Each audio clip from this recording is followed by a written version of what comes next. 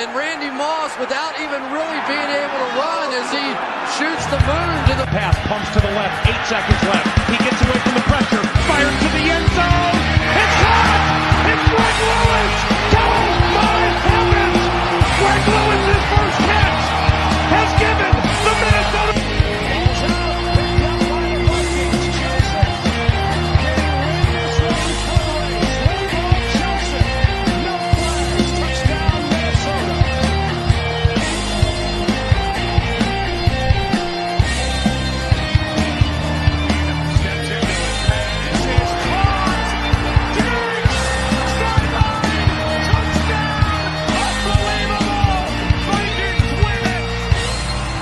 Four, 3, 2, 1, 0.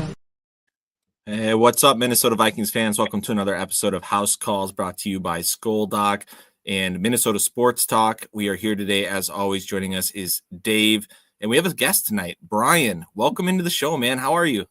Good. How are you doing? Great, man. So just tell us a little bit about how you became a Vikings fan and when you started this train of just pure pain. Pure pain.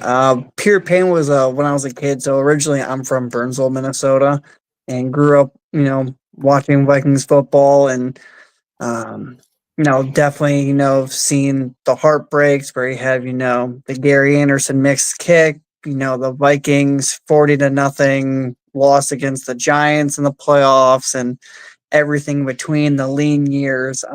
But it's one of those things where I think every Vikings fan could attest to. We're here for the ride, regardless. So I grew up a Cubs fan too. So I know what it was like to lose and lose and lose. And then when they finally won, it was just so elating to get the monkey off the back. And I think, I hold the Vikings much higher than the Cubs and in my heart. So when it finally happens for us, I'm just going to be on cloud nine like the rest of Vikings Nation. So thanks for joining us tonight, Brian. It's great to have you.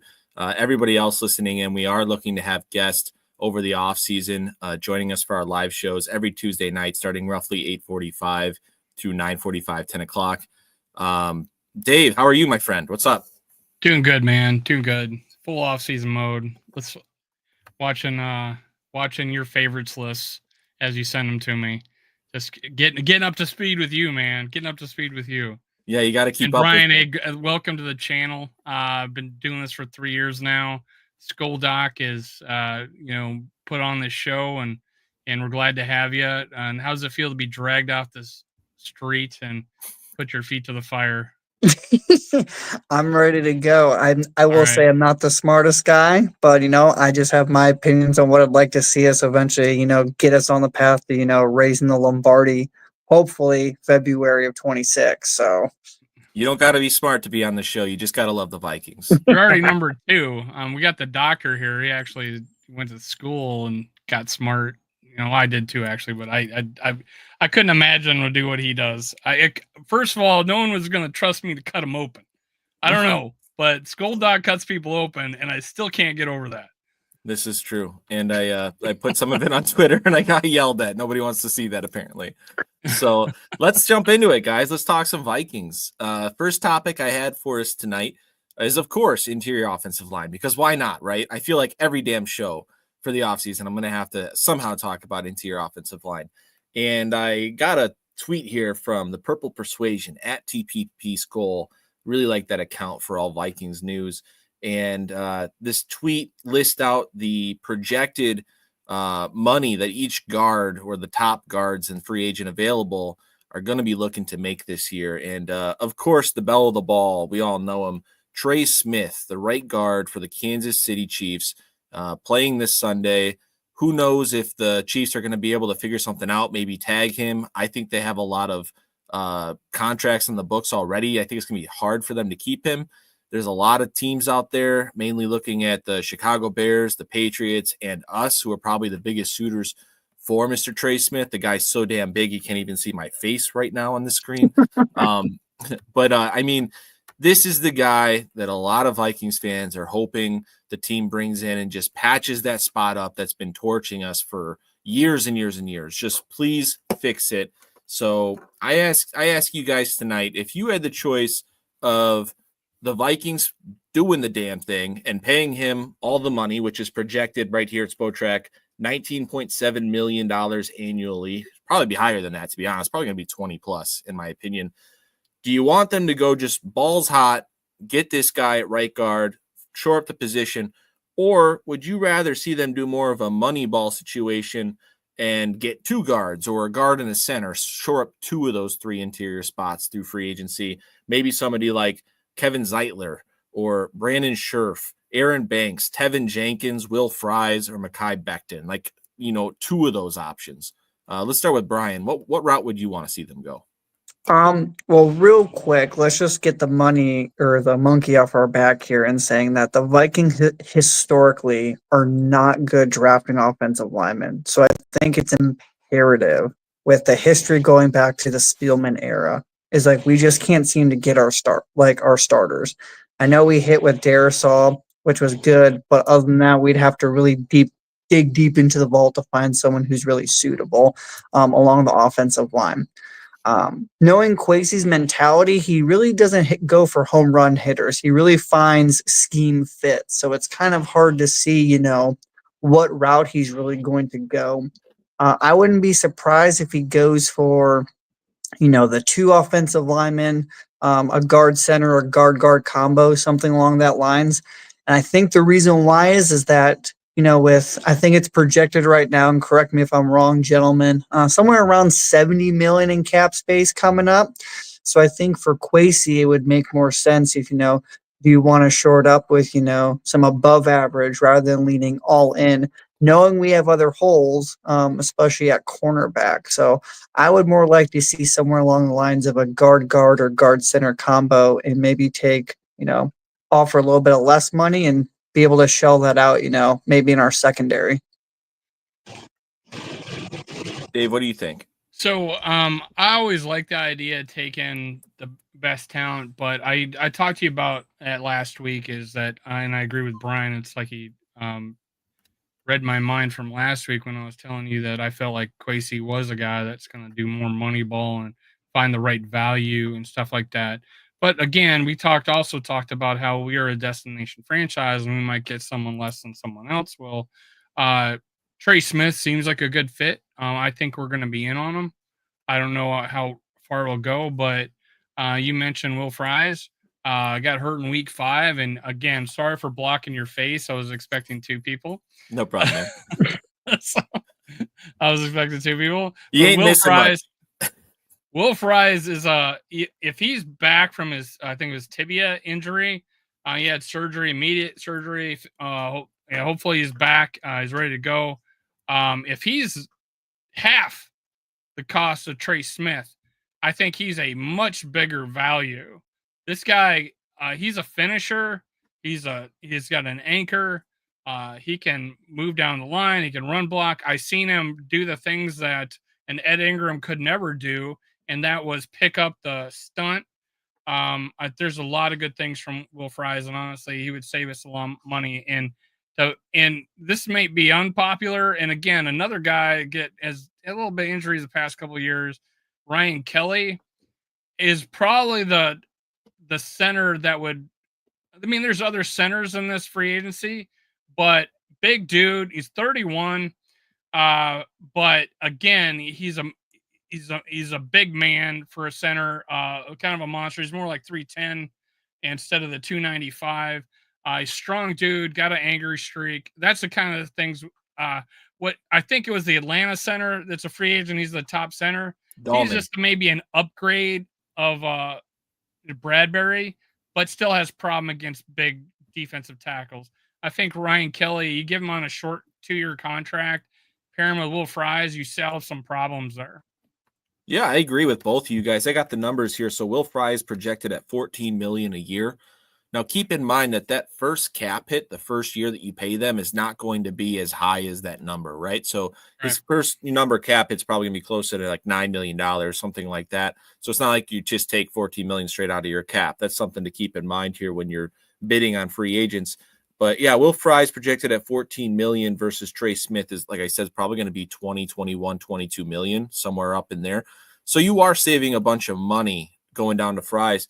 And this is kind of what I can bring to the show. I can talk about that tibial injury. So he suffered a tibia fracture. I believe they rotted it, which is a minimal invasive way to treat fractures, where you can put hardware through the middle of the bone, and it heals well that way. He's probably, I would say he should be absolutely ready to go by the time training camp comes around. I really don't think this is going to affect too much the money that he's going to make. Like I do think he would have obviously made more if he was healthy all year, but he's obviously still projected at 14 million. I think he's going to get that, and I think he's going to be a tier 1 or tier 2 free agent signing. I think that he's going to find a home relatively quickly, because there's a lot of teams out there that need functional guards. So I'd be happy, honest, with Will Fries as an option. Tevin Jenkins is a guy I think that we should talk about too, because there's a big misconception that the Chicago Bears offensive line was just dog shit, right? Because Caleb Williams got sacked almost record number times, like 70 times last year. But Tevin Jenkins, when he played, was great. His issue is that he misses games, and it's not like a similar injury that keeps popping up. It's just different things here and there. So a lot of Bears fans are looking to move on because your best ability is availability, and they're sick of him not being available. But as a doctor, I say this all the time. You're injury labeled until you're not, right? Like some guys are hurt until they're not.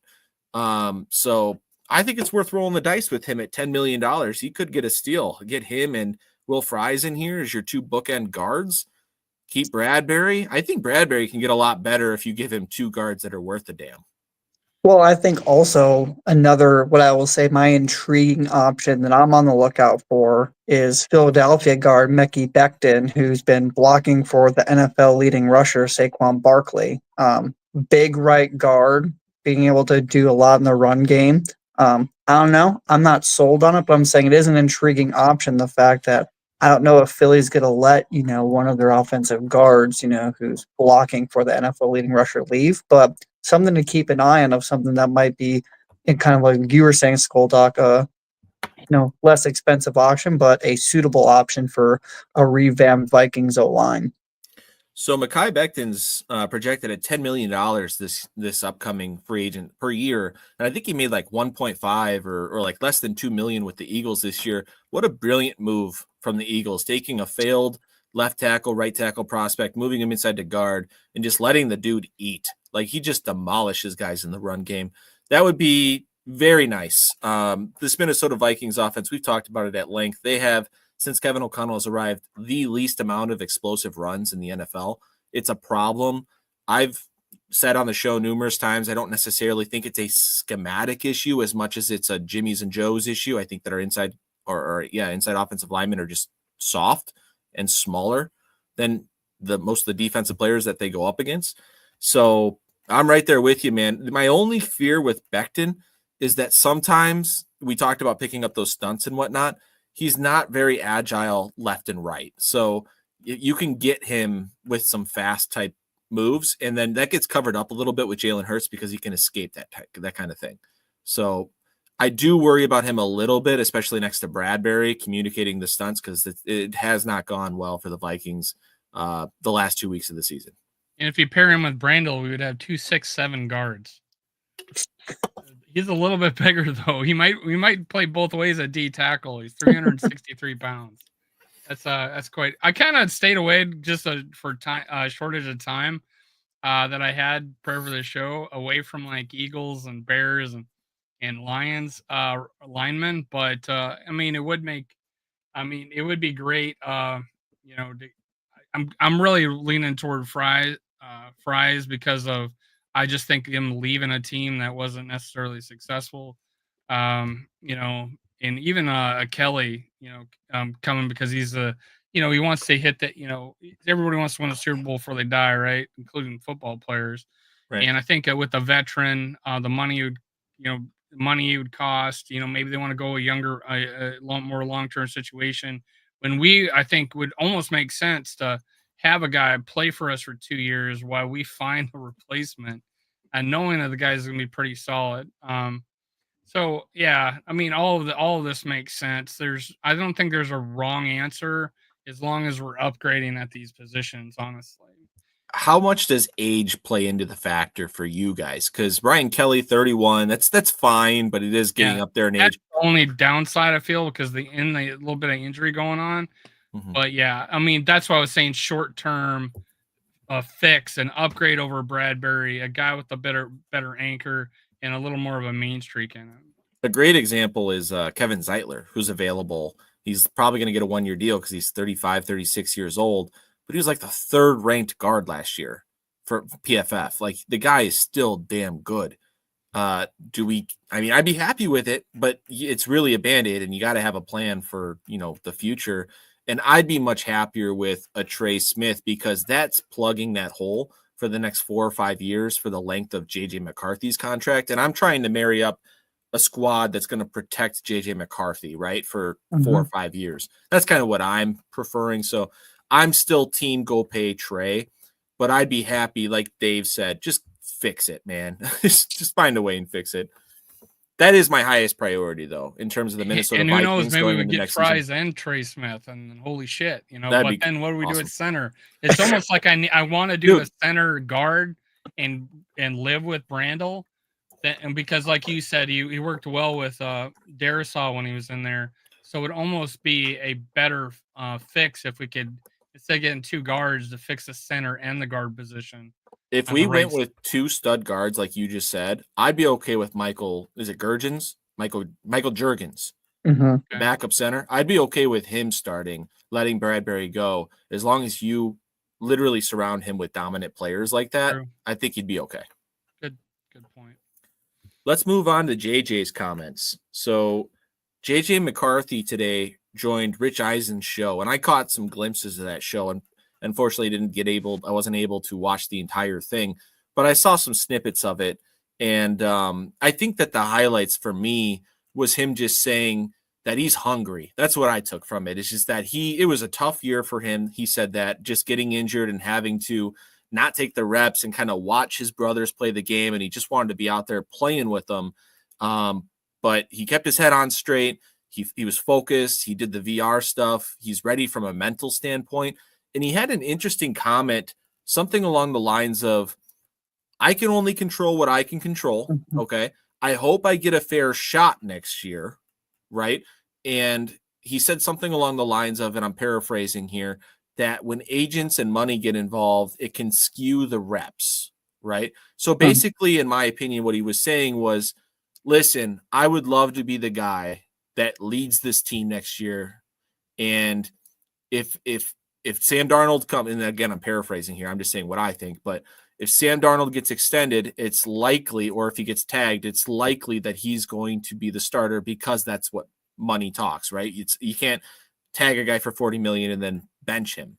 So that, to me, that was JJ's chance to get out there and say, I want to be the dude. I hope I am the guy. I can't control it, but I'm hoping like hell I'm the guy. And I can tell you right now that I'm ready to go. Did you have any other takeaways, or do you think I'm barking up the right tree there, Brian? No, I think you're right. I think one of the other things that he said was essentially the lines. He said, this is the big leagues. Like, no one's going to feel, sorry for me. Like, I have to go out there and I have to prove my shot. I think that, the meniscus injury was kind of a setback that I don't think anyone was really expecting to hear. But I think everything in the recovery process is that he's put himself in the mindset that regardless of what happens, is that he's going to fight for the starting quarterback QB1 spot, in spring training and going into the summer. And I think it's just important for him, where he talked about on the show as well, and I know other reports have stated, he started traveling on the road just so he can get his mind frame into what road prep looks like. How do you prepare differently versus a home game? The VR reps, having the headset on.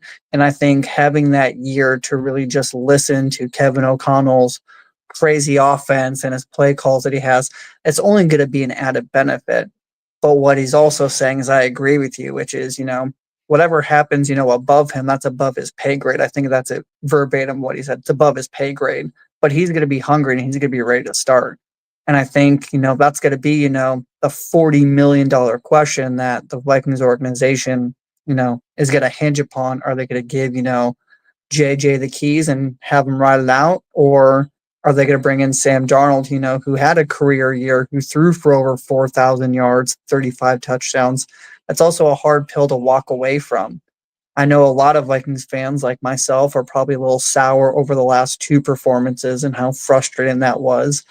But I think, the powers that may be within the organization, are they going to analyze the entire season and really evaluate the quarterback play? And are they going to change it over to, JJ, who hasn't played an official down in a regular season? I think it's going to be a tough call. I think all the things that you're reading into is what I was reading into as well, listening to it as well. But I think the major takeaway is that he's going to be poised, and he's going to be, regardless of what happens, try to be fighting for, that top spot. Well so, said. School Doc, I'm 10 minutes into the video. I've Oh, been you're listening watching the it? whole time. Yeah, I've been watching it as we've been going throughout this show. So what impressed me the most, and it plays off what we already talked about, Doc, is that us making the playoffs, him going on the like you talked about, going on the road, that's all important. He got to see how people prepped, and he talked about that as preparing every day. Just like he was part of the team, being part of it, seeing that happen. I think that was all a good experiences. He reiterate that, and his details. People made fun of Kirk, all the computer work, him training his mind and shit. Mhm. That's him at 2 years old now. Yep. He's talking about waking up and looking at his sleep number score to see how he did sleeping. I mean, this is a guy that's gonna, and he's talking about his sticking to his schedule and having ton of vision. You already brought up the fact that he was already when money comes into play. He said this: when money comes into play, it complicates things. And like you said, if watching free agents, seeing what's going to happen, where are the priorities going to go?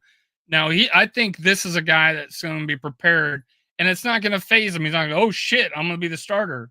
Oh, I'm the backup. I think he's like, I'm going to prepare every day to be the best quarterback that I can be, and that's the kind of guy he is. I love it, man, and he's found it early in his life. Some of these guys never find it.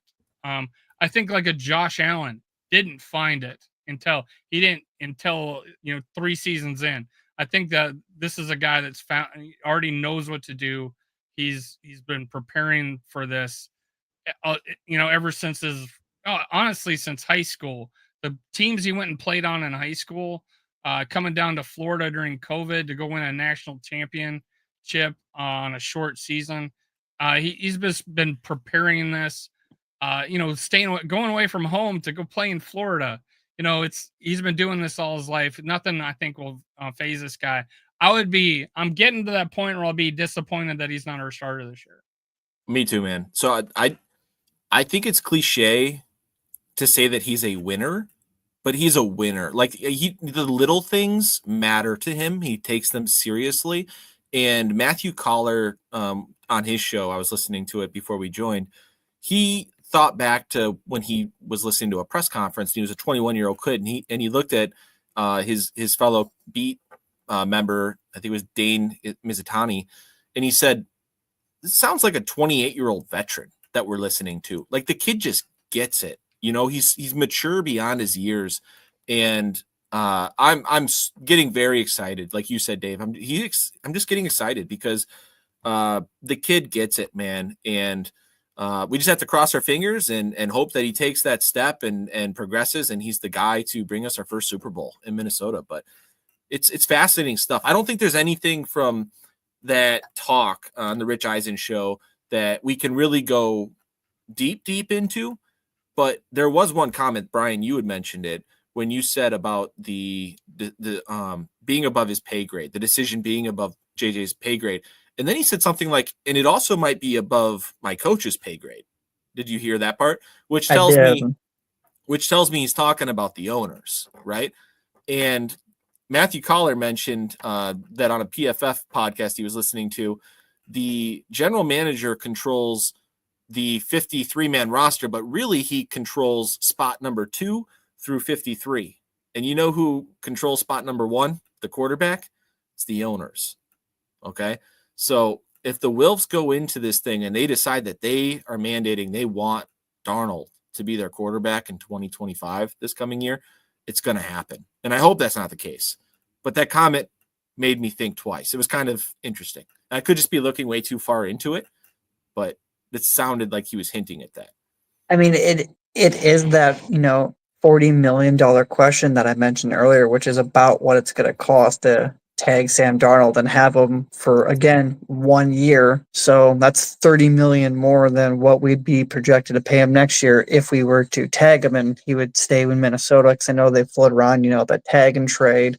But the other thing is, like, if they decide to let Sam Darnold walk and it's just JJ, there's no one else on the roster that's a quarterback besides JJ. And you look at some of the notable free agents outside of Sam Darnold, as they have Justin Field, Russell Wilson, Mac Jones, Jimmy Garoppolo, Marcus Mariota, Jameis Winston. So a lot of guys, have had, varying levels of success. I know Russell Wilson and Jimmy Garoppolo played, in big games and played in Super Bowls.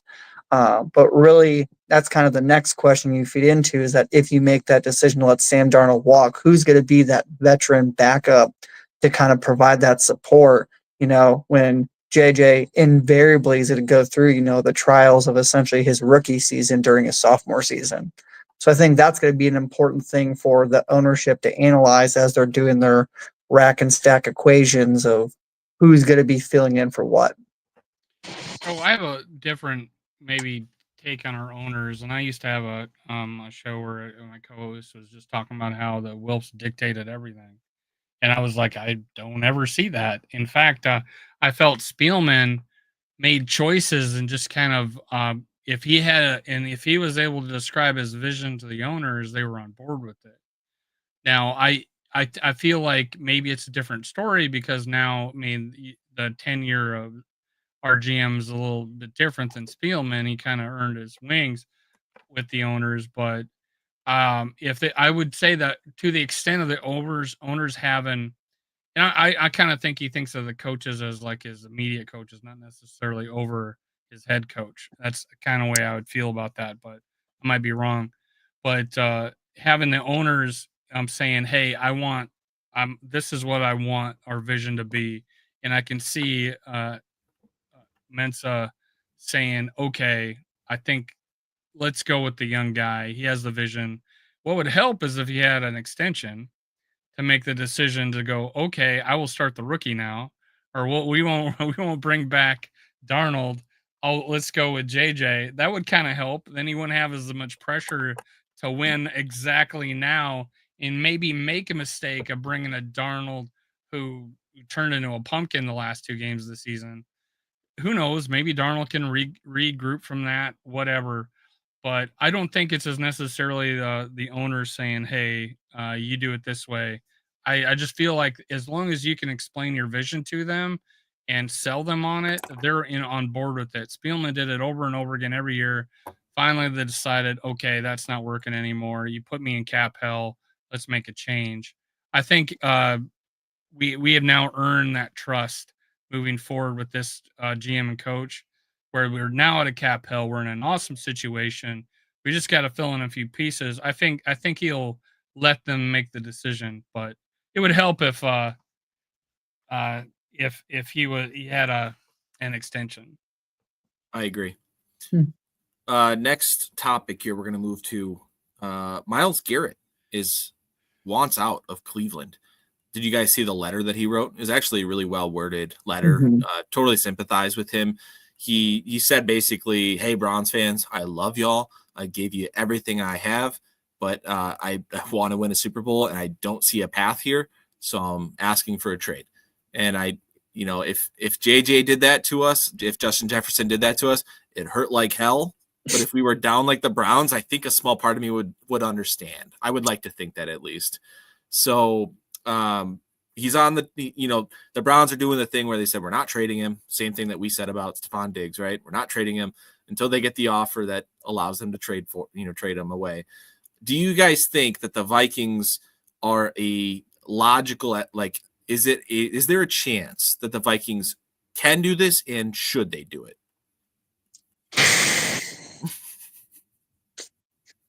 Go ahead, Brian. Floor's yours. So, where there's a will, there's a way. There's always a way where you can move some things around. I think we've seen that in the past where, being very creative with the cap. I think our cap guru Brzezinski does it when we're in those cap hells, he comes through and is able to move some money around.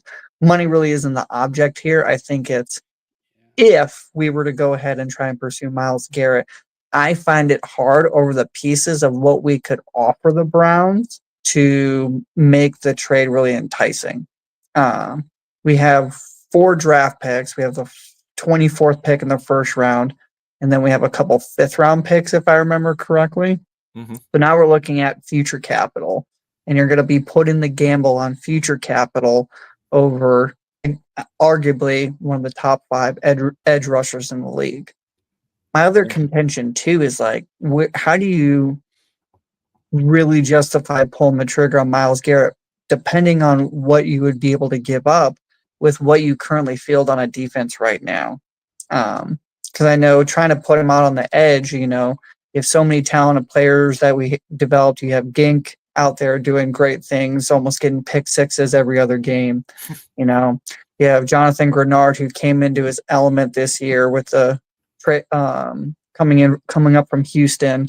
I know Dallas Turner didn't really, live up to his lofty expectations of a first-round pick, and I think everyone's kind of hoping for future development, which I've seen other, proposals, tweeting out saying, hey, what if we offer, Dallas Turner a first and a 4th round, all these trade packages to try and get him.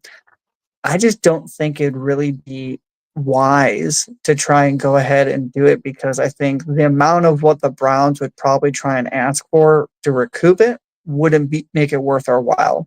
And it would be kind of too much of a challenge where I think, really, I wouldn't really want to give up the pieces to try and pursue someone like Garrett at this time, but that's just my opinion. I think Garrett also probably is going to be saying, hey, I'm just going to retire if you try to trade me to the Jets, that kind of thing. So, seriously. Wow. Yeah. I mean, there's players that do that. I'm not saying he would, but I just think he has that leverage. Yeah, I'm not going to go there. Sorry. Yeah. I mean, there's famous that Gronk was going to get traded to the Lions, and he goes, sorry, I'm retiring. And then they didn't trade him to the Lions. Like, they already had a deal done. That does happen. But coming to us, it's a position of strength for us with a young guy. I know Dallas Turner was, you made that he might disappoint this year.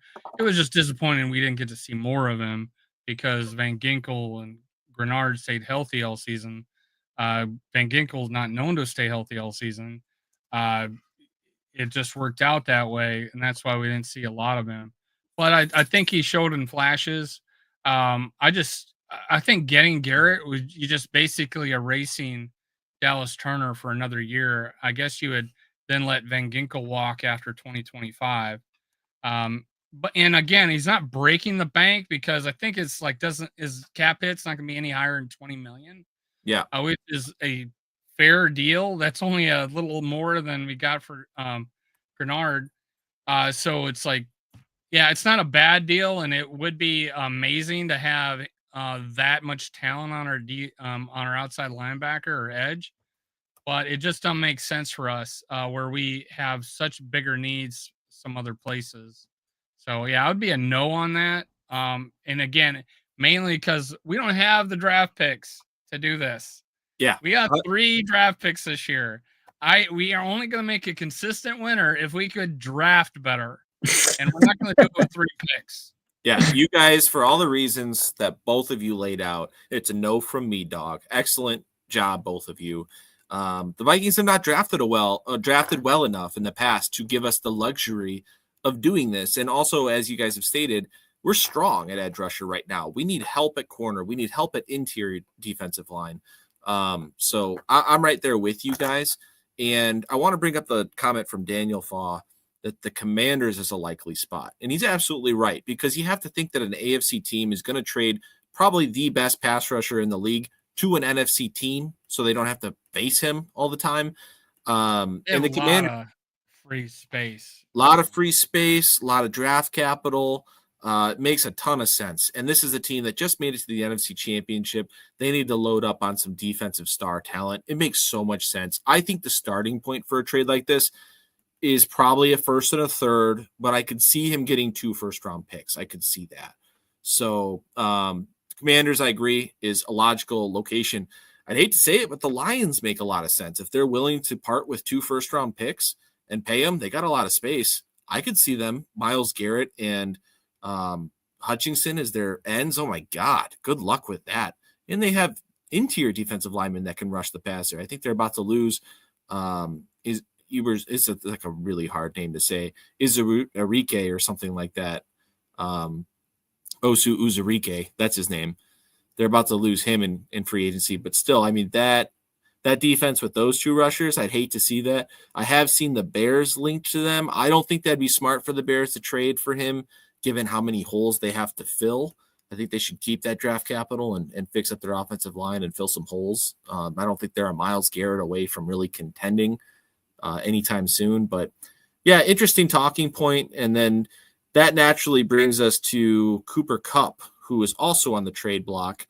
And he told us in a little bit different manner than Garrett, where he said, unfortunately, the team has reached out to him and told him that they are pursuing trade options for him. And in their purposes, it's a cap dump. They need to get some cap dollars freed up.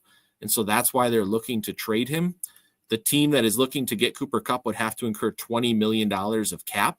So personally, I think it's more likely that we see him cut versus actually traded. But let me ask you guys 2 questions, and we'll start with Dave this time. Dave, do you see anyone trading for Cooper Kupp? Would you trade for Cooper Kupp? Or B, do you see the Vikings as a realistic candidate to pick him up if he's cut? I could see him as a realistic candidate to pick up if he's cut. I don't see us trading for that. It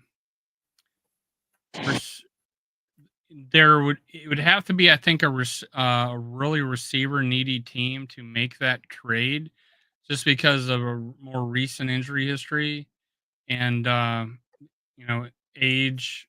I think he's can play at a high level and spurts, amazing level. He is, I think, on the downswing of his career, so I don't see anybody jumping through hoops to go get him. I don't think he's going to command a lot of trade value. Maybe. Do you think the Rams would have to kick back a late round pick to the team trading for him because they're taking on $20 million of cap? Kind of like what we saw with Brock Osweiler, where they gave a pick just to give the cap relief? Sure. Just to, and those are just to even out trades and stuff. Could you get a second for him? Yeah. If it gets you're saying the team trading for him would give up a second? Trade a second to get Kupp. I think that's way too much. Well, I'm just saying, I'm not saying it's like a high second, and I'm saying a receiver needy team. I think what you would see is like there's teams involved, but I would be more apt to think, a couple picks, like third and a fifth or a third, who knows? Dude, I think like a 6th round picks. I think like a 6th round pick will get it done, just because the cap. Oh, really? Because he's 31. He's been injured. His cap is $20 million. I don't think they're going to. I think it's a late round pick at best. And if they can offload that $20 million, they're going to say, thank you. Just take this. Yeah, I don't think he's going to command anywhere close to a second. That's just me personally. So let's start the conversation there. If the price is a 6th or 7th round pick, would you trade for him? Should the Vikings trade for him to be wide receiver 3 with a $20 million cap hit? Yeah, I'm just a no because I like Jalen Naylor. Mm-hmm. How about you, Brian? What do you think? I really like the idea that Dave floated around where it's like, I'm more of if he's available after cuts. Mm-hmm. I know that, it's just hard to really gauge because I know he was a little banged up at the start of the year. If I remember, he had a little bit of an injury bug this year. what, 31, 32 years old. So he's definitely coming down of not, the peak of wide receivers anymore. So if you're going to fetch something for that, I think there's something along the lines that have to be we're going to have to trade, but also maybe, do maybe a year extension and try, to spell out some of that cap hit even more, because $20 million for not let's be honest, the top wide receiver in the league is who's going to be your teammate. Is going to be wide receiver number one. And also, if I don't know if he's going to be playing inside, or would you throw Jordan Addison on the inside? I think the most feasible thing would have to be able to, I'd say, kind of, stand by on this one and kind of, let the cards, fall where they do. And maybe it's one of those things where I know a lot of teams, they'll pre-designate, their post June 1 cuts to try and lessen the dead cap hit for the following year books. And maybe that's an opportunity where we strike and say, oh, well, if they don't get a trade suitor and the Rams end up cutting them, maybe that's something where we might be able to get, Cooper Kupp on, not having, a $20 million cap hit, but maybe it's like a 2-year, $10 million deal and try and get, some production, for the last couple of years of his career. Yeah, I mean, you're pretty right, Skull Doc. I guess I'm a little distant from when he actually was like killing it back in 21. It's been 3 years of injury, injuries holding him back. Even though his production was always still good, he had 21 targets against the last game of the year. Had over 100 yards. So I mean, his production's still there. You're right; it wouldn't be anywhere near. I don't. If it's one of those situations, they're going to try to trade for him with the 6th round. They might just do him a solid and just cut him, right? Just because they don't want bad blood, and he's been such a great player for him. You're not going to take a 6th round for Kupp and go, okay, you're going to Cleveland. You're just not going to do that to a guy, right? Yeah, I just don't know, like, contractually, if it helps them more to trade him versus cutting him. I don't know how that works, like with the dead cap. But Yeah. I just don't think agree you with do you. that to a guy, though. Yeah. It's meant so much to your team. I think the likely scenario is that he is cut, and then Daniel says that he just doesn't see Kupp coming here to be the number 3 on the Vikings. I think I agree with that. Yeah, especially since Hawkinson's going to be healthy the entire year. Kupp then becomes like the 4th target potentially in this offense, the 3rd or 4th target. So, And that's what I was about to say, Skull Doc, is if you look at it schematically from Kevin O'Connell's offense, he seldomly throws 4 wide receivers on the field. It's usually 3 wide receivers, a tight end, and a running back. And he's going to do some variation of that. Seldomly, sometimes we saw, a Brandon Powell or a Sheffield out there. So I think schematically it's also tough too, where does he fit into the role? Because it's something that my dad told me when I was young. It's like there's one football and only one person can catch it every single play. And how do you distribute that between Justin Jefferson, Jordan Addison, TJ, Naylor when he has his moments.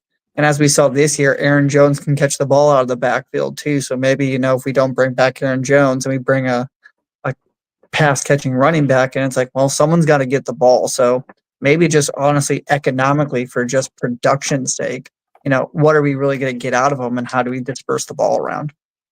I totally agree with you.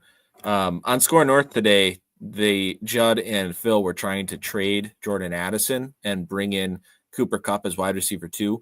I think that's a terrible idea, personally.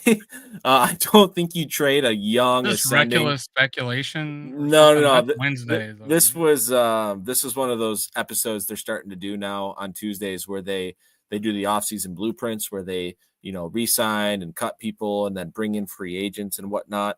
But they are seriously concerned about Addison. So first of all, I think this is a good talking point for us. They are of the mindset that you are automatically 100% not going to extend Jordan Addison when it comes time to extend him. I don't know if I can say that right now because yes, we are paying Justin Jefferson a ton of money. How much money can you actually tie up in the wide receiver position? So I get that point. I think it's non-zero. I think there's a chance you extend him, although it may be low. But the way I see it is you still have 3 more years of control with the 5th year option. So even if you want to trade him, this is not the year to do it. Also, you want as many weapons for JJ McCarthy as possible to make his job easier. So I am just all the way out on that idea. Don't ever mention that idea. Don't do it. I know he's, a knucklehead and got in trouble, bonehead decision to drink and drive and fall asleep on a ramp on a freeway. I get that. Like, that's not okay. He's going to get suspended probably 2-3 games for that. I understand. But from a football standpoint, the guy's pretty damn good at football. Yeah, I don't see why you would do that. And keep in mind that, Justin Jefferson signed a long contract, but there's no guarantee that in football you're going to have a healthy Justin Jefferson in 3 years or 2 years. That you might have to re-sign Addison out of necessity. It's better to go with the younger player that's already amazing. I just thought he could be a wide receiver 1 on most teams. He was a 1A and 1B for me on this team this year. And I think if we, had more plays, we just early in the season, I was always talking about we're 60 plays. I mean, we need to be up there. We need to get higher and higher. And we started doing that, and we freed 3. You started to see more balls. I just think I think we got a better long-term situation at quarterback. I just feel like he's just going to be better at throwing all the different throws in this offense. That there's going to be more and more balls to go around. I don't have that. I don't think of JJ McCarthy as a handoff merchant like people thought coming out of Michigan. I don't see him that way at all. I see he can throw the ball, and I think he's better at shorter and intermediate passes. He throws the deep ball just fine. Sam Darnold was just looking for the home run. It seemed every play, but I just think JJ McCarthy sees the field a lot better and makes better decisions, and we'll see that eventually here. Maybe not right away, but I feel like we'll see that eventually. That's something that Collar actually mentioned after the season, was that when he was watching training camp, he actually felt like JJ McCarthy was much better short and over the middle, especially with the quick passing game, than Sam Darnold. Like, Sam doesn't really trust his eyes, When he was late on Naylor going across the middle, there was similar plays like that I saw him make in that preseason game where he was right on the money. And he stepped up into the hole, got free, and made that throw. And Sam wasn't able to do it in crunch time. Yeah, man. Me and you both, we're just ready for some JJ in our life. Let's move on to our cornerback room. And what I want to talk about now is Byron Murphy. And from the latest projection that we saw from TPP, and I'm going to pull up this bookmark here so that I have the correct number. Spotrac has Byron Murphy now up to 22.1 million AVV on a 4-year deal. Gentlemen, that is too rich for me. That is a no from me, dog. Especially when there are corners on the market like Asante Samuel Jr., 25 years old, projected somewhere between 14 and 15. I mean, a full 7 million less. And then DJ Reed, my guy, is right there at 14 to 15. He is a physical man corner, did some work against Justin Jefferson, especially in the press game when they were playing in London. Yeah, there's my guy. Picking your nose with both hands. There you go. I would take both of those guys over Byron Murphy. Am I wrong? Oh, who was the other guy? You said DJ Reed or new? Asante Samuel Jr. I don't know if you got a production for him, but that's okay. I didn't prepare you. That one's on School Doc. Go ahead, Brian. Yeah. I mean, it's hard. I mean, how do you really analyze, Byron Murphy arguably coming off, his best year? I think he had 6 or 7 interceptions. I think it was 6 interceptions this year. Really excelled, in defensive player of the Pro Bowl. Right. Yeah. Had his, pick six in the Pro Bowl. Can't underestimate that. But someone who really comes into his own and really, plays, tough defense, and really, gets in, has really excelled in B-flow system. And I think that's also a hard fact, that needs to be evaluated as well. Because one of the things that's, kind of what you were talking about, Skoldoc, is that we need a very tough man cornerback on the outside, wherever they're lining up, with these exotic blitz packages that Flores dials up. It requires those, defenders to sometimes play, really aggressive defense or really aggressive man or very sound zones and making sure you don't get burned with it. And for me, we saw what happened when our defense was struggling to get to the quarterback later in the season. And, it put a lot of pressure on our secondary. As I don't have the stats in front of me, but I think, starting after, week 10 or week 11, you saw, those opposing teams, their yards per game against our defense started increasing. So for me, if you're going to, try and make kind of a similar argument for guard, why not go for it at corner? Because if you look at the roster, who's on the Vikings roster? Ty I think, Blackman. and he's coming off a torn ACL. So I think trying to get some stability and maybe just say, you know what, maybe we do prioritize the top corner. And you know what, he's an in-house guy, and maybe we just roll with him. And then maybe we go down the list and start building, the cornerbacks up. And maybe, we see what happens, with post-roster cuts. And we can talk about the draft here a little bit. But I would make the argument that let's keep our guy in-house. He's excelled in the system. And maybe who knows what happens to the rest. Maybe we pick up another, corner as well. Yeah, that's I'm fair. with Brian. Doc's wrong. Okay. I'm bringing Brian. I'm bringing Murphy Jr. back. Majority rules. There's a couple of ways I think it will make sense. You can how Baltimore with their quarterback did that tag where the other teams could offer him a contract and they can match. It's the exclusive one, I think. Yeah. I don't. So I mean that might be an option, right? Don't let him get to free agency. Make him, see the light. Your first 3 years, you're pretty mediocre before that. Yeah, one good year, and I don't know. And it seems like Kwesi's been being able to do that with some players. Darisaw, I mean, it didn't break the bank. He was able to say, "Hey, here's some short-term, love." And then we saw that tag available. Murphy seems to like it here. Maybe it's they quote unquote hometown discount. But yeah, if you get to him to sign early, don't get him sniffing at his agent sniffing at the combine. And I don't feel like he's the go after the money type guy. I think they see the vision here. So yeah, I think we can get him to stay, and then we can pair him with DJ Reader. And I really like your idea with DJ Reader. And I don't think he's a guy that's going to break the bank. So, but that means I'm going to go get a Freeze and right guard instead of a Trey Smith.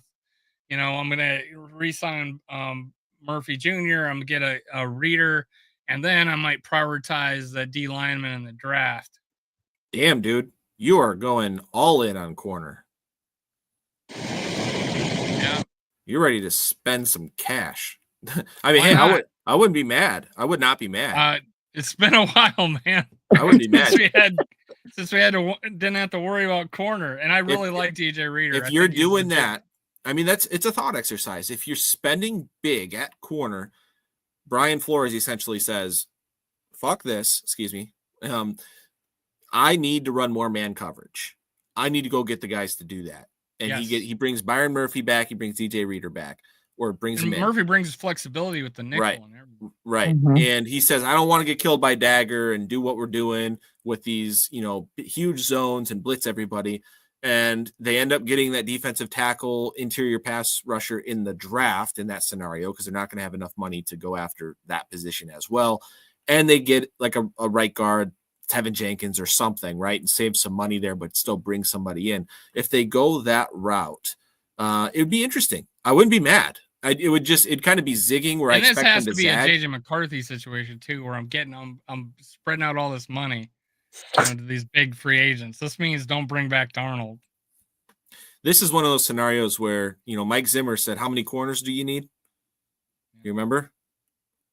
One Yeah, he's always said one more. And He always every one more. year he always drafted a corner regardless. Yeah, we got so upset with that. We were so done. First round corners. Mike Hughes. Oh, we were all excited for Mike Hughes. His feet, man, right? That's all he talked about. He's got great feet. Yeah. Dude's still playing in the league. Even in the league anymore? Yeah, he was in that He's a free- Falcons game. Wasn't He's he a the free guy agent that this year. Right. He's a was free agent chasing- this offseason, yeah. wasn't he the guy that was chasing ghosts when Justin Jefferson caught the big ball downfield from Yeah. going for the touchdown, and Mike Hughes just running towards nobody and falls down? Poor guy. Yeah. Yeah, All I right. think one other thing to touch upon with, the secondary too, I think one of the question marks, which I know is very near and dear to my heart, is what happens with the hitman and what decision does Harrison Smith really make? Does he really try and go out for one last ride? Because if not, if he decides to retire and he decides to, hang it up, then we really have to look at, Metellus Bennett and then Andrew Bynum. I know he's a free agent. Do you try and bring him back and make him a starter too?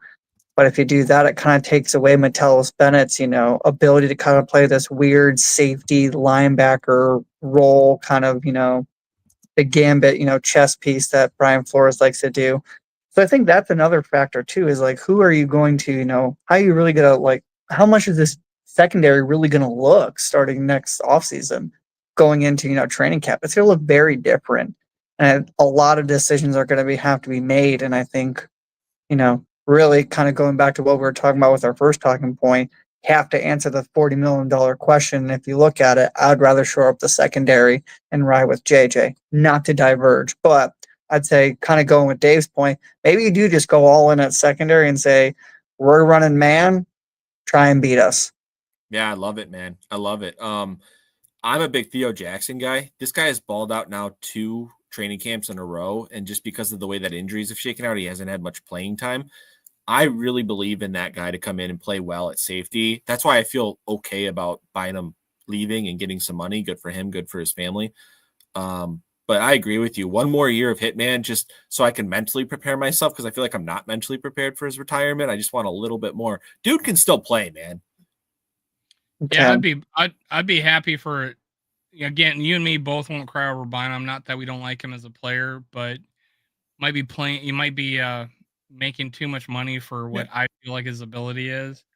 And again, you have a nice little replacement with Theo, and Metellus is still under contract. I don't think they're similar players by any means, but if you give me 2 corners, I'm like, sorry, Bynum. You're dancing for another team, and I'm gonna miss you. You're dancing for another team. Dance for another team. I'm gonna miss you. The dances are great. I feel like Metellus will take over and they'll keep it alive. They'll keep it alive. Yeah, you might. Yeah. Let's finish up the show with some draft. I want to see crushes. Harrison Smith dancing. I don't think we saw him dancing. I don't think we ever will, man. I think he's done one. I forget what it was. He's done. Remember like when? Remember? God. Who's our linebacker? Zero. Blake Cashman or No. Ivan Pace? Ivan Pace in that one where he was like over here with his back turned doing the robot because after like the first 2 steps, he didn't know what the dance was. Lost his place. Just do your thing. Just vibe. He was the kid at the Christmas pageant that does his own thing over there and steals the show. Yep. Let's finish the show on some draft crushes that I got. Yep. I think we had a couple of similar draft crushes, so nice. And they're on this list, so let's pull up the first one. We got Walter Nolan. Is that my guy?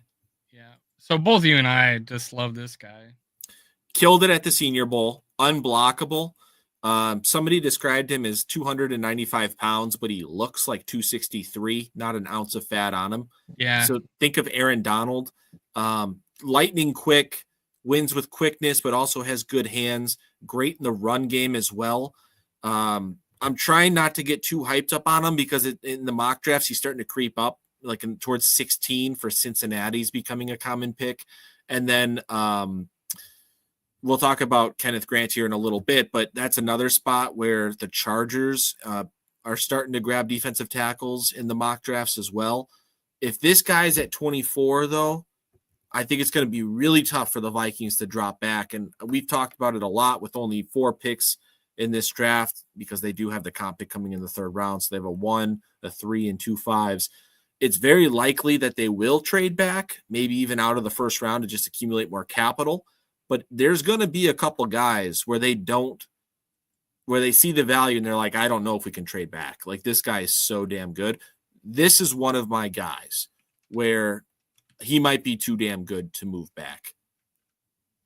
I mean, bringing back the Kevin Williams days of Minnesota Vikings, this guy can create that type of pressure. Dave, anything to add on Walter Nolan? Another thing, real quick, Dave. Sorry. He got slightly banged up on day 2 of practice at the Senior Bowl, and he showed up for day 3 after a lot of guys took off because they only wanted to practice 2 days or whatever. That just shows me that this guy wants to compete, right? That's kind of cool. I think that was cool. So, I mean, you and I think the world of this guy. It's one of those things is that it might be top 10 by the time the draft hits, especially when he shows out in the. Don't get our hopes up. That's what I'm saying. We can't get our hopes up with a guy like this.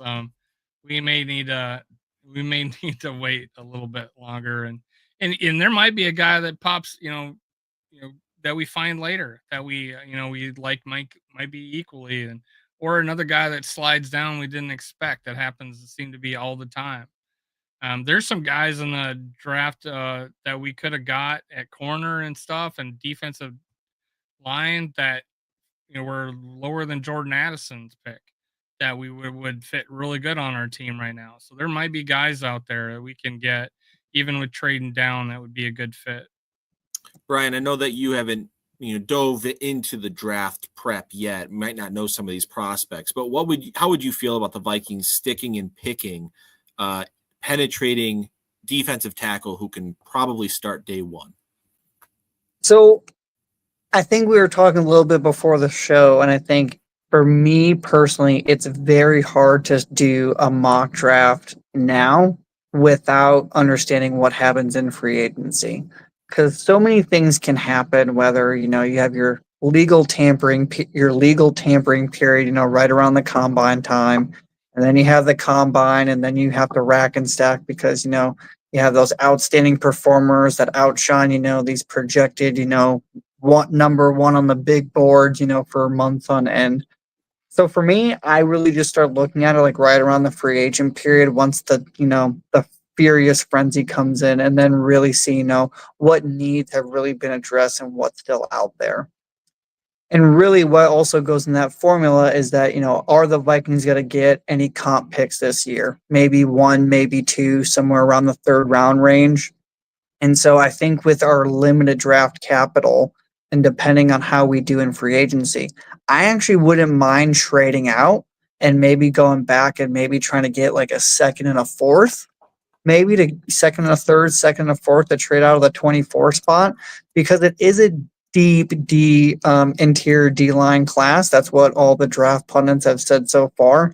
So if we don't get, hey, the number 1 guy, there are still going to be quality talents that you could get. And maybe you do pick up, 1 or 2, ideally 2 day 2 picks that you can kind of, bring in those guys and be able to fill in more holes. And then you're not burdened with another 5th-year option for someone who might not know.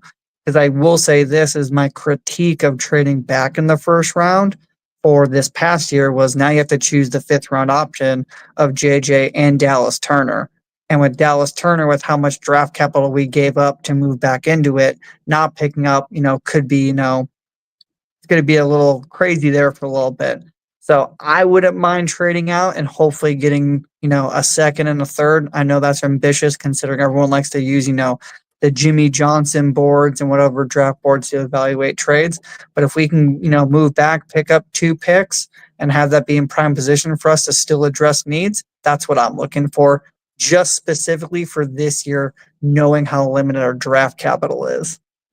Yeah, this is a year that I wouldn't necessarily recommend going to a draft party or if you go, just understand there's a good chance that they might not make a selection, and just go for some drinks and to be around Vikings fans, because I do think there's a really good chance that they trade back out of the first round. Just like we talked about, they need picks. But this is a guy that if he fell to 24 and they traded back with him on the board, I'd be a little upset. Because I'm falling in love with this guy. Who do we got next, Dave? You got your running back, Caleb Johnson. Caleb Johnson. This is a guy where I could see them trading back and picking him with their first pick, maybe early in the second round after they've accumulated some capital. I think Caleb Johnson, talent-wise, is good enough to go at the end of the first round, but my gut tells me, just because of how deep the running back class is, that some of these guys are going to get pushed down a bit. And so I do think he ends up being a second-round pick. I can tell you for a fact that Bears Twitter, Bears fans here around Chicago, I live in the Chicagoland area, they love this guy. They want this guy. So part of me just wants this guy more because they want him so damn bad. But when you watch his tape, he's a smooth runner. He's powerful. He's got great feet. He can catch the ball out of the backfield. They didn't do it a whole lot in Iowa, but he does. He got good hands. There's not a lot of right, and that's just their offense. But he can catch the ball. To me, he kind of reminds me a little bit of Kenneth Walker, just with because he brings some speed, but he also brings the power. He's smooth. Like Dave, when you were talking about him earlier, you questioned his long speed. And I don't anymore. I watch more video of him. I'm reversed on him. I'm completely fine with all of his talent. Yeah, I expect him to go to the combine and run well. I think he's an all-around back, and I'd be very excited to have him as our lead back in Minnesota. That'd be a really fun pick. I would expect him to run a 4.45 or better now, based on what I saw. He broke away. He had this one where he turned the corner, ran down the sidelines for 60 yards against Michigan State, left everybody in the dust. He beat people that had angles on him. You did talk about he's a very smooth runner. He's got vision and patience. Mm-hmm. He went up against there's a play against Minnesota where he went into the line, nothing was there, just waited a little bit, and then out of a cannon just shot down and got the corner of the end zone, 40-yard touchdown. Yep. He's got plenty of ability. He's cut back. He could be one cut and go, but he really reads his blockers. And again, the balance is there. He's got kind of he's a good at everything type of player. He's not going to be as powerful as a Derrick Henry. He's not going to be a fast as a Gibbs, but he's got a little bit of everything. And the best thing about him is he's patient and got vision, and he can hit a hole. He's good. And that's kind of what I was saying. Like Kenneth Walker, to me, kind of good at everything, but not great at you know what I mean? Like he's not one of the guys you think of when you think of like the best running backs in the NFL. David Montgomery, kind of that way. Very good running back, but not what you would. He's just well-rounded at everything. Much like David Montgomery, this guy, Daniel said it, he's 225. He's a big dude. He's going to be good in the red zone. You know, we haven't had that in a little while. Cam Akers, Aaron Jones, we haven't had that. Even if we got him in the first round, I wouldn't be disappointed. No, it's a fun pick, and I don't really condone taking running backs in the first round, but you do get the 5 years of control that Brian was touching on. And that's kind of what you want to do with running backs, is you want to use them up if you can with that 5 years. And then after that, you really got to be careful paying them. Yeah. As much as I don't want to admit it, but one of the other intriguing prospects I look at it is the running back from Ohio State, Travion Henderson. I know he has a great burst coming out of the backfield, and if he gets in the open space and he's not touched, this is a guy that can fly.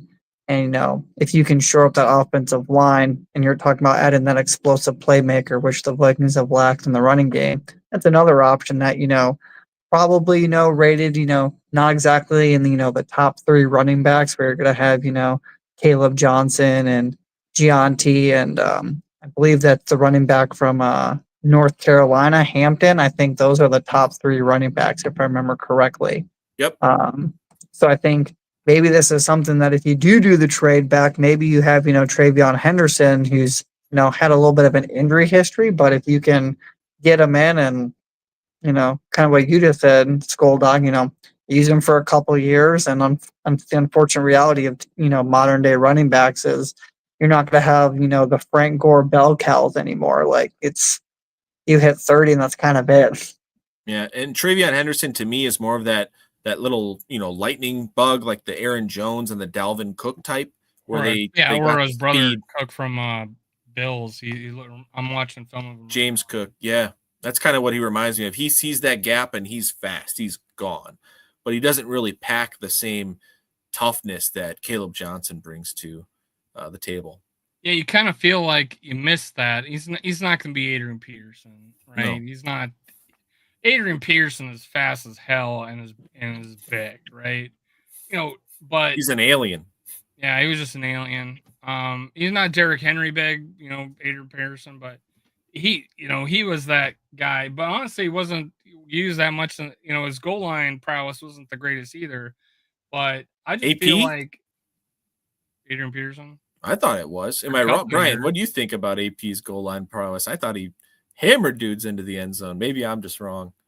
I don't know. I'm just saying he wasn't dominant down there. I think we're just all used to the highlight reels with him, being a racehorse and sprinting down the sidelines. He walked in a lot. Yeah, for sure. And he had some damn good offensive lines. I'm just saying, most of his touchdowns were coming at the the 3 or 4 yard line. They were, home runs or 10, 15 yards out. I'm just saying, and we didn't, not that, and, again, I was expecting 15, 20 touchdowns out of this guy every year. He didn't get that. 12 was a good year for him. If I could pull up the stats. Yeah, I don't remember, honestly. Like, I thought it felt like he was getting 20 a year. Yeah, but I mean, I wanted him to. He won me a fantasy league his rookie year. I drafted him in the 3rd round. He was always on my fantasy squad. Always made sure I had AP. Now I want to look up his stats. While you look that up, let's go to our next guy because my computer's losing battery here, 20%. Kenneth Grant. I'm just all about the interiors this year. Kenny Grant. So Michigan has 2 defensive tackles who are projected to go in the 1st round this year. Mason Graham is potential top 5 pick, but Kenneth Grant is kind of hiding in his shadow. Kenneth Grant is a 340-pound monster who runs way too fast for a man that size. He's explosive. Great against the run, but he definitely can push the pocket and get pass rush as well. This guy is absolutely a target for the Vikings in the 1st round at 24. The biggest hurdle is if he's on the board for the Chargers pick. I think they pick at 22, if I'm not mistaken, or 21, 22, somewhere in there. Jim Harbaugh might be picking his boy because they have a need interior defensive line as well. So this is a guy I recommend you guys go watch some highlights because it is fun to watch. And I would really like this guy on our squad. Yeah, for a big guy, he's prototypical D tackle, but they talk about how he's somewhat versatile. But the length and the size is all there, and he can get penetration. And again, he's going to be tough against the run. And just before we move on, 07, 12 touchdowns, 08, 10 touchdowns, 2009, 18 touchdowns, 12, 12, 12, 10. 2014 was a shit year because of his legal troubles, in 11, and never saw more than 7 again. But he was in the 12 range. He wasn't hitting 18, 20 every year. It wasn't like LT, like LaDainian Tomlinson, dude. That guy scored a ton. I think he still got 100 though. 100. But I agree with you, Skoldak. Of just not bad. Yeah, I agree with you, Skoldak. Try to shore up that interior. I think also with Brian Flores' scheme, he runs a lot of 3-4, so you need a big guy in there to run that 3 technique and being able to plug the holes and take on a lot of double teams. And what better than a 340-pound behemoth to get inside there and eat that up, get the penetration, because that's a lot of onus for whoever's going to play that position. And I feel like that is one aspect that we have lacked the last couple of years, especially when you're bringing up anecdotally Kevin Williams. But let's not forget Pat Williams when we had the Williams wall. We had the dual tandem there for a couple of years. That was the best run defense in the league. So I think to get back there, we need to just get back to that similar philosophy of like, let's get big, let's get athletic down there, and let's get after the football. 100%. You brought up a great point, actually, because Thor talked about this recently on a Score North episode where he talked about how if you pick Kenneth Grant, you can actually move Harrison Phillips over to his more natural position of 5 technique rather than being a 0 straight up on the center. And he said you actually improve 2 positions at once. And then talking about the scheme, I think you're right that Kenneth Grant actually might be a better fit for the Minnesota Vikings scheme-wise. But earlier, somebody in the comments brought up, I think it was Daniel, about how Byron Murphy last year was almost the selection for the Vikings, but the Seahawks took him, I think, pretty much right before the Vikings. That's when they decided to trade up for Dallas Turner. And so that tells me that they are, in the market for a penetrating type of defensive tackle, which Walter Nolan very much is the comp to Byron Murphy of last year. So, yeah, just interesting how I think they're okay with either archetype of the interior defensive lineman. They just want interior pressure. And I think that if you give the guy to Flores, he'll figure out how to use him. I brought it up earlier. It's like we haven't went and got that big nose tackle, and it's 2 years now, and we always kind of wanted that. And is it something he looks for? I just don't know. We'll find out. Is Redmond our big nose tackle now? What's that? Is Redmond our big nose tackle now? Isn't he a beefier dude? He is. He's not more. He's not. He's like 300. I don't think he's really okay. If I'm not mistaken, let me look him up. Jalen Redmond. Oh shit! Oh, did we lose him? Did we lose you, Skoldoc? Yeah, we lost him. We might have to call it. You and me, man. Let me pull him out. So yeah, I think let me look up Jalen Redmond. I don't think he's. Wait.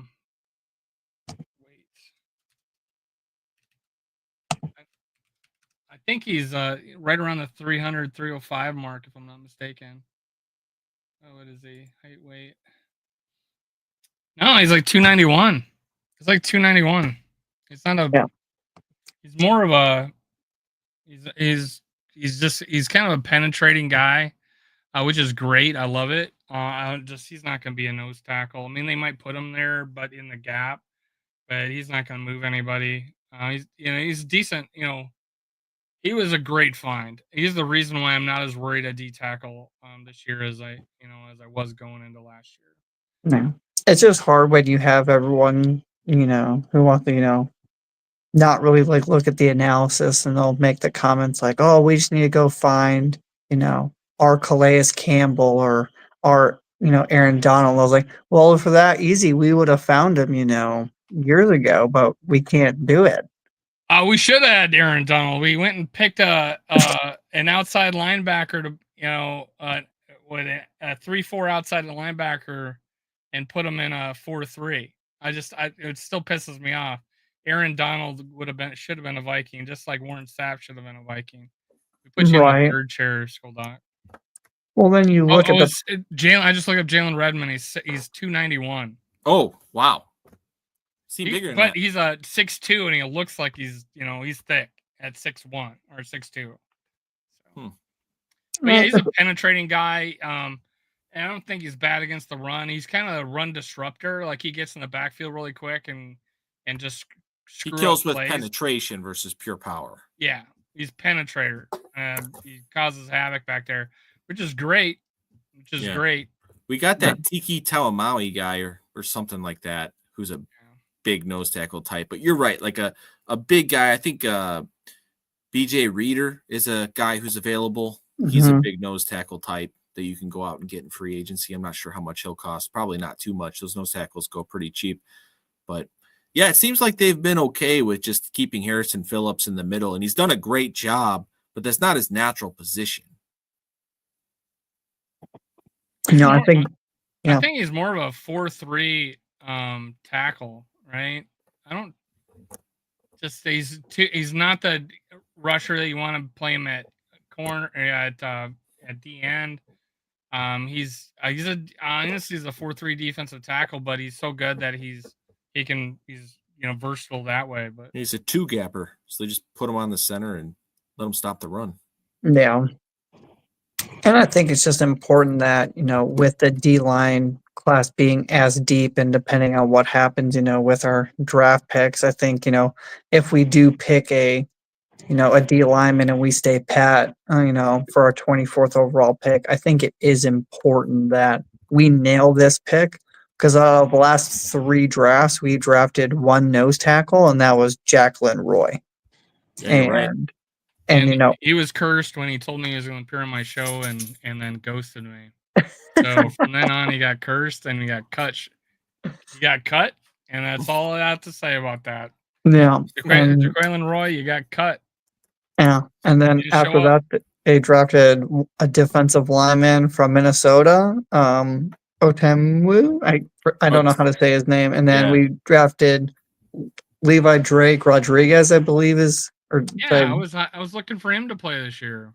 So I'm not sure. All I'm saying is if we stay at 24 and we go, interior D line, we need to nail this pick and get back to, old school I want purple someone to move the football. line, and maybe the guy you just talked about will do that. I'll be anybody that can collapse the offensive line would just do wonders for this defense and not have to rely on gap penetration all the time, but just crushing that line and have linebackers clean up. Just forklift that center into the quarterback like we see Garrett Bradbury do every Sunday. And early on, that was what killed Cousins, so many times with Bradbury just early in his rookie year, man, and his second year it was like he was in Cousins' lap the whole time during the game. Yep. All right, guys. Well, I think we should end the show. That was such a great show, Brian. Thank you so much for joining us. Did a great job bringing some great opinions to the show. We're definitely going to have you back at some point this offseason. We got a guest lined up for next week, but guys in the comments, Daniel, if you ever want to come on, Bob, let us know, man. Come join us and talk some Vikes. Perfect. Thank you all so much for having me. I'm not sure about you, Bob. Sorry. I'm just kidding. I'm kidding, Bob. But go ahead, Brian. No, sorry to interrupt, Dale. I was just saying thank you so much for having me. It was awesome talking Vikings football with y'all, and please let me know. I'd love to come back on maybe when we get closer to combine and legal tampering and all the free agency craziness. Definitely would love to come back on. So thanks so much. All right, man. I appreciate you coming on. 2 more times to become a friend of the channel. Yep, that's the rule. You got to make 3 appearances before you're a friend of the show. All right, Skull Vikes, guys. Skull Vikes.